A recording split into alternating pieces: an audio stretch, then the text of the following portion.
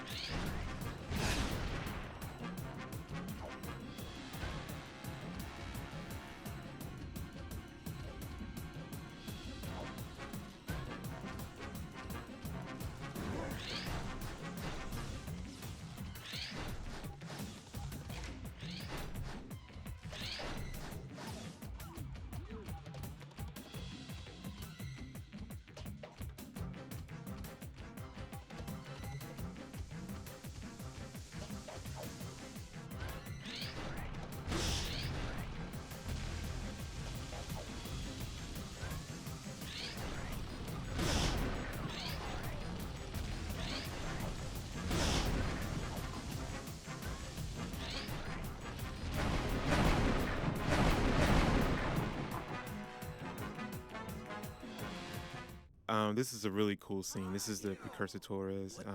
It gave me a chance to really do some quick, snappy animation with Daxter, have a little fun with him and that sort of thing. And Jack is just kind of ignoring him and not paying attention to him. And of course, Daxter wants the attention. So I like the scene a lot. It's really cool.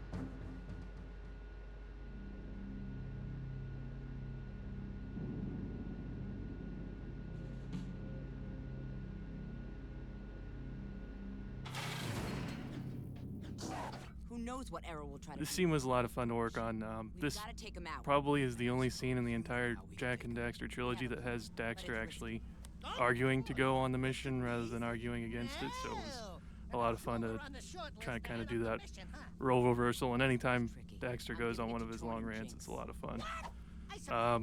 Originally, I had listened to the sound file for this one. I had a lot of plans for different poses and different things that he could do, and then when I got into the scene, I noticed that he had about a 4-inch wide ledge to stand on without stepping on the actual hollow viewer they have there, so I had to try to get the things I wanted to get done without having him roam too far. So, but all in all, this was probably one of my favorite scenes to work on. I actually put myself a little bit behind schedule putting the extra time to this one, but it was a lot of fun. This was also the only scene I did with Ashlyn, who was a nice break from the other men.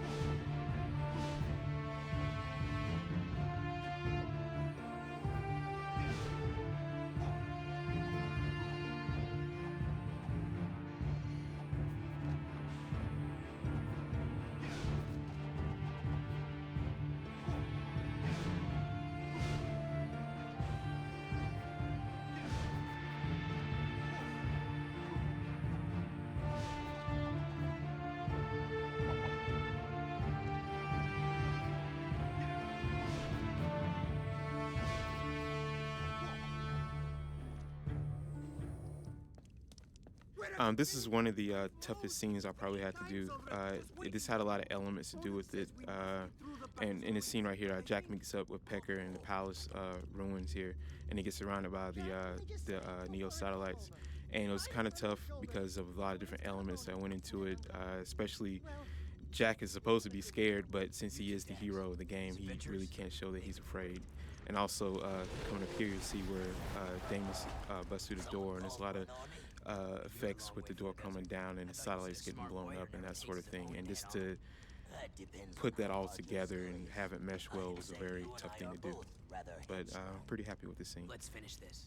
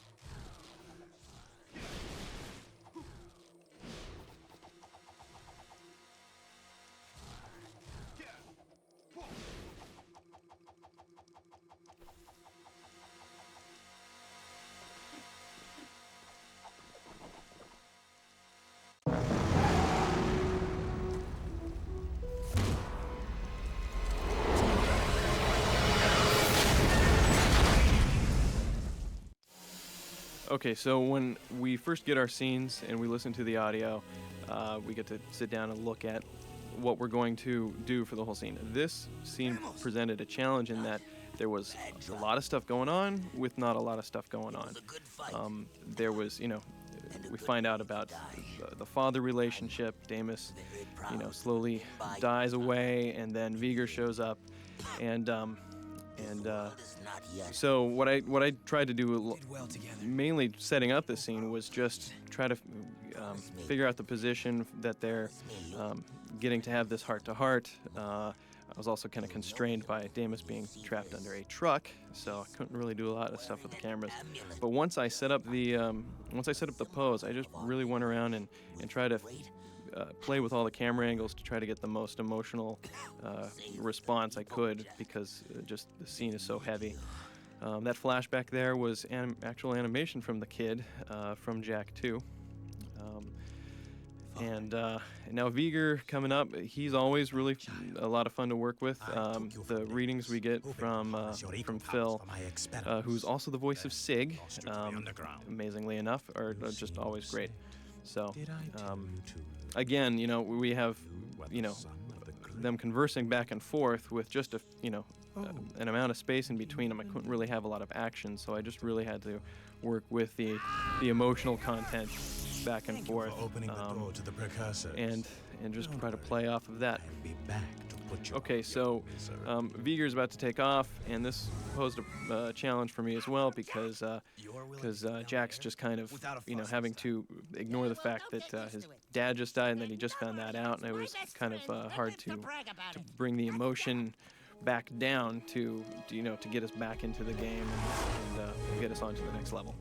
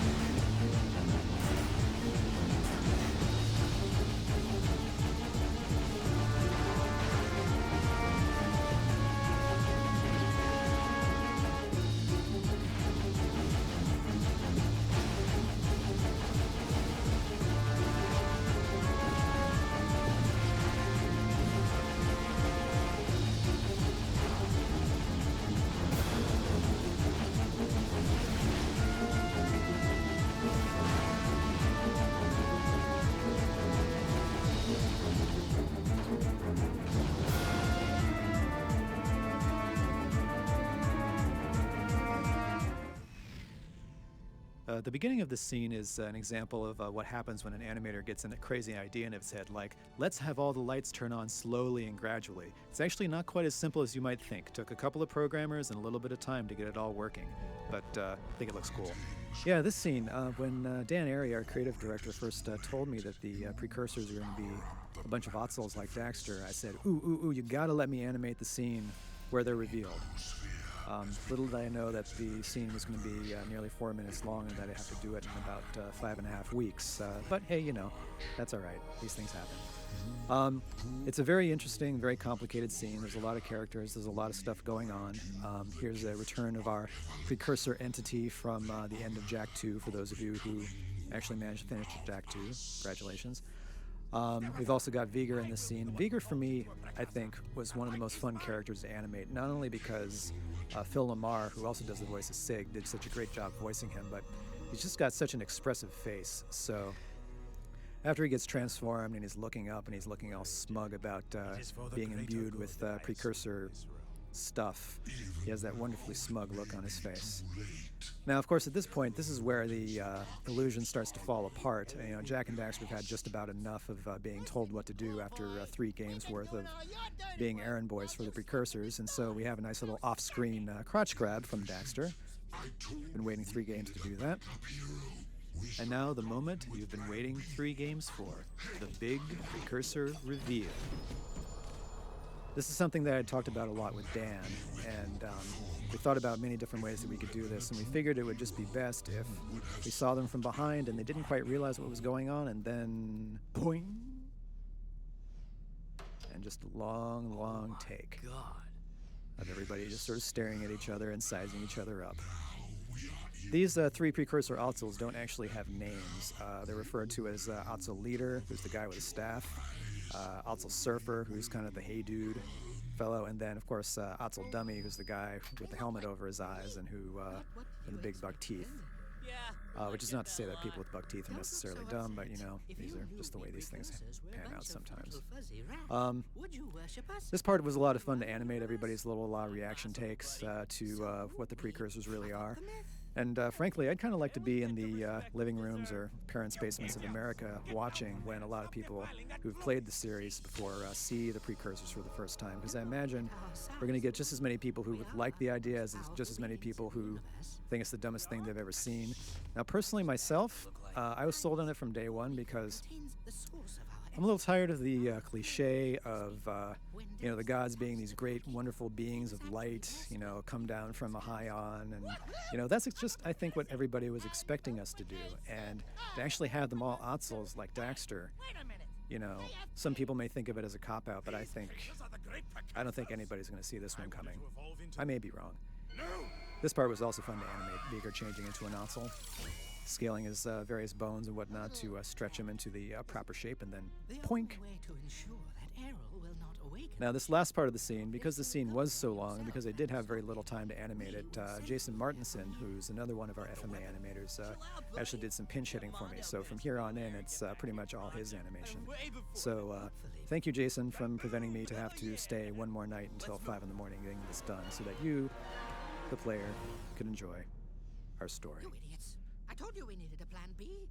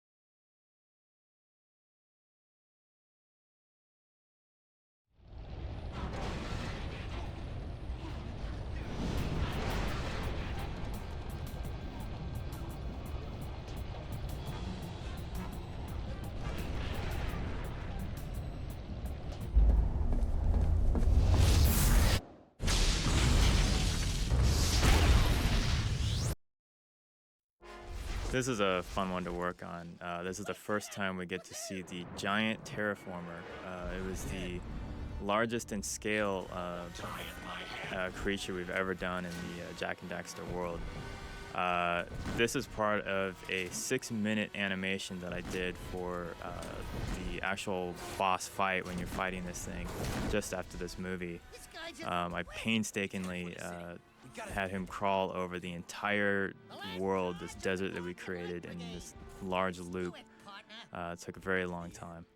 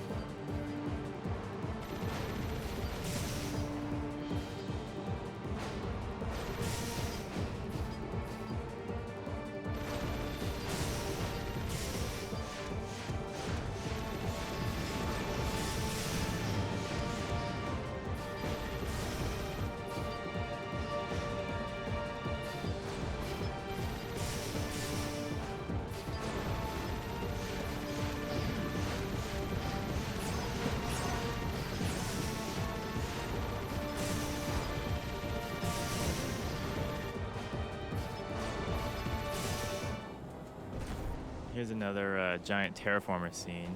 This one was really dramatic and it was a lot of fun to do. I was able to take some of the animation that I did from the in-game terraformer sequence and actually give it a different angle. You usually get to look down on it during the game, and this was cool to be able to like look up at it and really see the scope of this thing.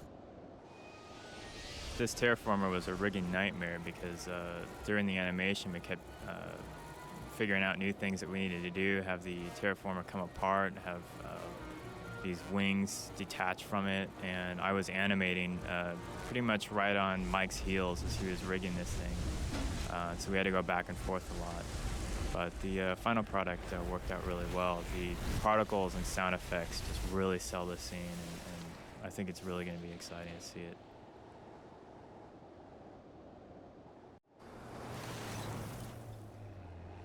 In all these scenes, I had to fake the camera a bit and fake the area of the desert so that you don't know exactly where he falls, because this could happen at any point during the gameplay.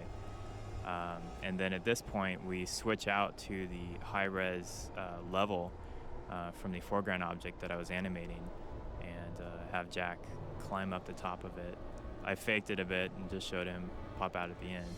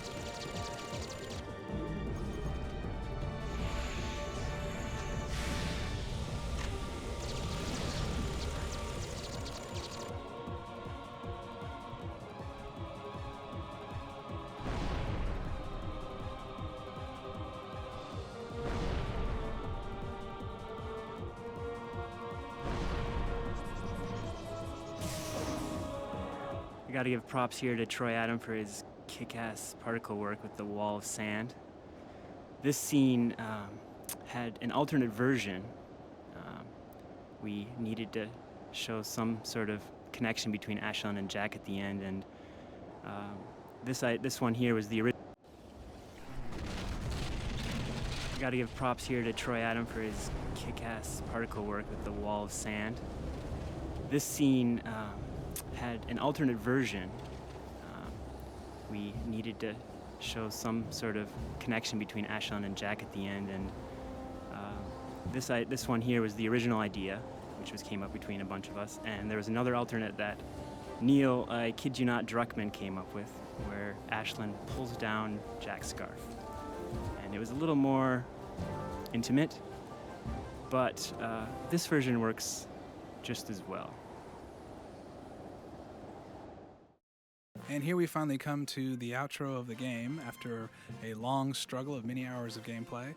This scene is actually rather static. There's not a lot going on, it appears, at least in first glance, but really there's a lot going on in terms of technology. Actually, this scene, for the longest time, we were having a hard time with even trying to imagine doing with all the characters on screen. In fact, if you notice, some of these characters aren't exactly what they might appear to be.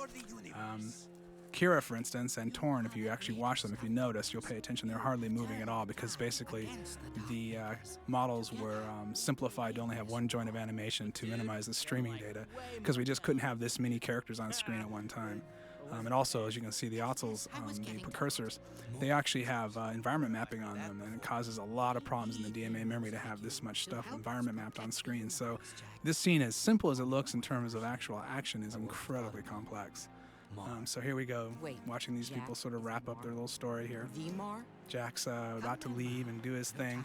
It was really kind of a funny point that actually, up until the very last minute, we thought Jack was going to get on the precursor ship and blast off into space for parts unknown until we kind of talked about it, and Evan Wells had a good point that he thought, well, you know what actually we should do is we should ellipse back to the beginning of the game and have Jack change his mind just like Daxter did in the opening scene when suddenly when the desk clears. Daxter's there waiting with Jack because they're inseparable, and of course Jack is as well. So it was a nice circular storytelling idea, and it ended up being perfect. Finally, Daxter gets his payoff here. He's been talking about pants for 2 games. He finally gets his pants, thank goodness. And this crazy precursor seems to want to turn everybody into a precursor, so he's a little trigger happy, isn't he? So here we see that Tess gets turned into a precursor Otzel as well, and so Daxter finally gets to get his little girlfriend, which is something we've been dancing around with for a while here, what we're going to do with this problem. Here we see Jack and the precursor is getting ready to leave. As you can see, Viger turned into a precursor, kind of gotten his comeuppance too, and now he and Cleaver are going to be together, which opens up a lot of possibilities for the future in stories. Can you imagine these two together, trying to rule the world? The stupid guy and the smart guy? So now Jack's really kind of getting his last moment of truth where he's being asked to go off and become this great superhero. And so this is how we end our tale after 5 years of storytelling and gameplay. We kind of wrapped up this whole experience in the universe, and but you know, Jack and Daxter are inseparable. They're just too good together. So this is keeping true to the franchise as well. And you have every scene we've got to end with Daxter just getting his punchline, getting his last moment and his last laugh. So after 3 great adventures, I think life is good.